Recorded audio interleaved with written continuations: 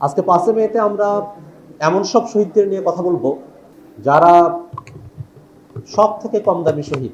আমরা যদি 5 মের শহীদদের বিগত সময়ের স্মৃতি রোমন্থনগুলো আমরা খেয়াল করে দেখি, 2013-র পরে 24 পর্যন্ত আওয়ামী লীগ যে এতগুলো বছর ক্ষমতায় থাকলো, এই সময়গুলোতে তারা এই শাপলার যারা শহীদ আছে তাদেরকে ন্যূনতম স্মরণ করার পর্যন্ত সুযোগটুকু তারা দিতে চায়নি। আমি আমার এক সহপাঠীকে চিনি যার আপন ভাই 5 মেতে শাপলায় শহীদ হয়েছিলেন। যিনি শহীদ হয়েছিলেন তিনি সেখানে যে শহীদ হলেন সেই বিষয়টা পর্যন্ত খুব বেশি মানুষকে জানতে দেওয়া হয়নি।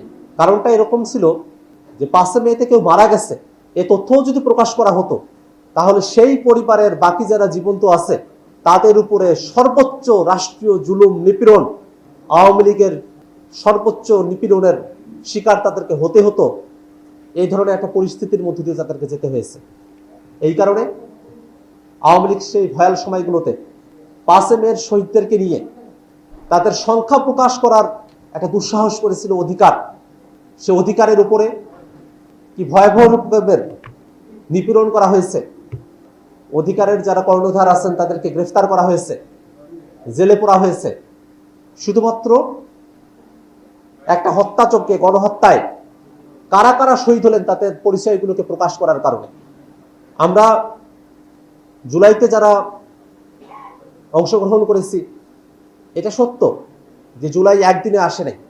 জুলাই এসেছিল বাংলাদেশে সাধারণ জনগণের উপরে বহুমাত্রিক নিপীড়ন, জুলুম, গণহত্যার মতো পরিবেশ, মানবতা বিরোধী অপরাধ সংঘটিত হওয়ার পরেই জুলাইয়ের মতো একটা পরিবেশ বাংলাদেশে তৈরি হয়েছিল। আওয়ামী লীগ ক্ষমতায় এসেই পিলখানা হত্যাকাণ্ড, তার উপরে রাজনৈতিক নিপীড়নমূলক মামলা শুরু, শাপলার গণহত্যা, সে সময়টাতে ছাত্রদের যত আন্দোলন ছিল, নিরাপদ সড়ক আন্দোলন, কোটা বিরোধী আন্দোলন, প্রত্যেকটা জায়গায় তারা যে নিপীড়নগুলো করেছিল সেই শ্রেণী বিভাগগুলো যদি আমরা খেয়াল করে দেখি তখন আমরা দেখব যে আওয়ামী লীগ তার এই দীর্ঘ ফেসিবাদী শাসনের সময়টাতে সমাজের এমন কোনো অংশ নাই যার উপরে তারা নিপীড়ন করা বাদ রেখেছিল। সে সময়টাতেই আমি বলেছিলাম যে আওয়ামী লীগ তো যারা আমাদের হিন্দু, বৌদ্ধ, খ্রিস্টান আছে তাদেরকে সংখ্যালঘু হিসেবে নির্যাতন করে, আর যারা মুসলমান আছে তাদের রাজনৈতিক পরিচয়কে নাই করে দিয়ে তাদের উপরে তারা নির্যাতন করে। আওয়ামী লীগ ছিল এরকম ভয়াবহ নিপীড়নমূলক মানবতা বিরোধী একটা সংগঠন।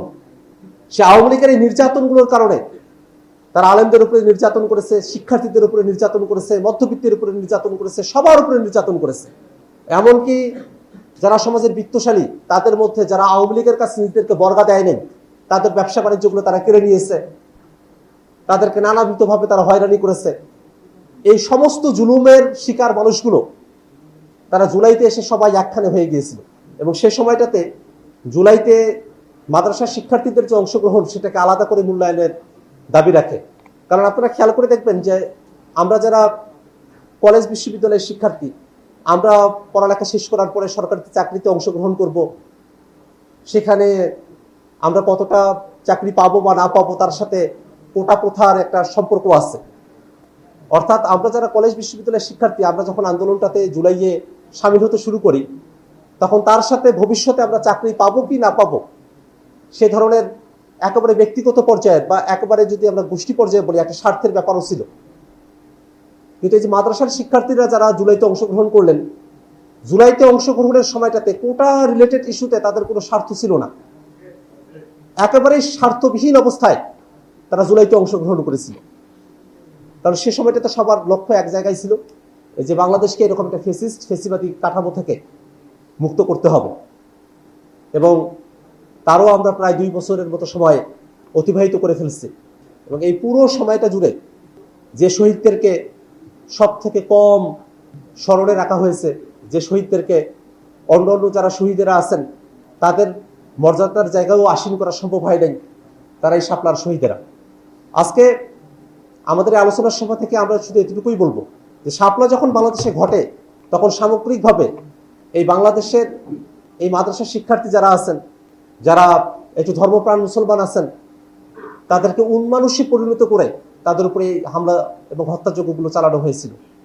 বিভৎস ভিডিওগুলোতে দেখবেন যে পড়ে আছে হয়তো তরুণ কোনো মাদ্রাসার শিক্ষার্থী, সে নড়াচড়াও তেমন করতে পারছে না, কিন্তু সে সময়টাতে তার উপরে মোটা লাঠি দিয়ে উপর চুপুরে আঘাত করা হচ্ছে, পা দিয়ে তার শরীরে আঘাত করা হচ্ছে। এই যে নৃশংসতা, এই নৃশংসতাগুলো বাংলাদেশে একদিনে আসে নাই।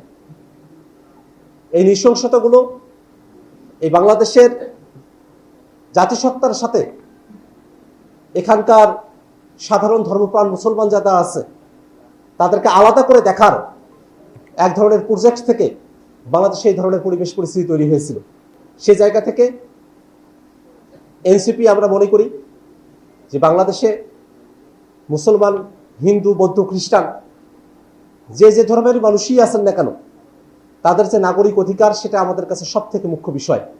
আমরা বাংলাদেশে কোনোভাবেই যেমন কোনো ধর্ম বিদ্বেষের চর্চা দেখতে চাই না, তেমনই ভাবে ধর্মকে ব্যবহার করে কোনো ধরনের উগ্রপন্থার চর্চা সেটাও আমরা এই বাংলাদেশে দেখতে চাই না।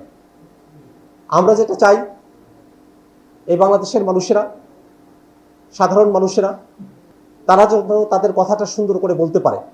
তাদের কথার সাথে কতটুকু আপনি একমত বা নামত সে প্রশ্নের চেয়েও তিনি তার কথাটা বলে নিরাপদ থাকতে পারলেন, তার উপরে জুলুম করা হলো না, সেটা নিশ্চিত করতে পারাটা একটা রাষ্ট্রের অগ্রগতির জন্য সব থেকে বেশি জরুরি বিষয়। আমরা আজকের এই ভয়াল দিনে আমাদের সেই সব শহীদদেরকে আমরা স্মরণ করি এবং একই সাথে আমরা দাবি জানাই শাপলা গণহত্যার যারা মাস্টার মাইন্ড ছিল তাদেরকে অবশ্যই বিচারের আওতায় নিয়ে আসতে হবে। সে সময়টাতে প্রত্যক্ষ এবং পরোক্ষভাবে যারা এই হত্যাযজ্ঞকে সমর্থন দিয়েছিল তাদেরকেও বিচারের আওতায় নিয়ে আসতে হবে এবং শাপলার শহীদরা যারা এখনো পর্যন্ত কোনো স্বীকৃতির আওতায় আসেন নাই তাদেরকে স্বীকৃতির আওতায় নিয়ে আসতে হবে এবং বাংলাদেশ রাষ্ট্রটার এমন গণতান্ত্রিক সংস্কার এবং রূপান্তর করতে হবে যাতে করে আমাদের কোনো বাহিনী রাজনৈতিক কারণে আমাদের জনগোষ্ঠীর উপরে নিপীড়নমূলক আচরণ করা থেকে তারা বিরত থাকে। আমরা সেই গণতান্ত্রিক সংস্কারের দিকে বাংলাদেশ অগ্রসর হবে সে আশাবাদ করে, আমাদের শহীদদের জন্য দোয়া কামনা করে, আপনারা যারা আজকে এখানে উপস্থিত হয়েছেন তাদের সকলকে ধন্যবাদ জানিয়ে আজকের মতো করে আমাদের আলোচনা সভা এখানেই সমাপ্ত করছি।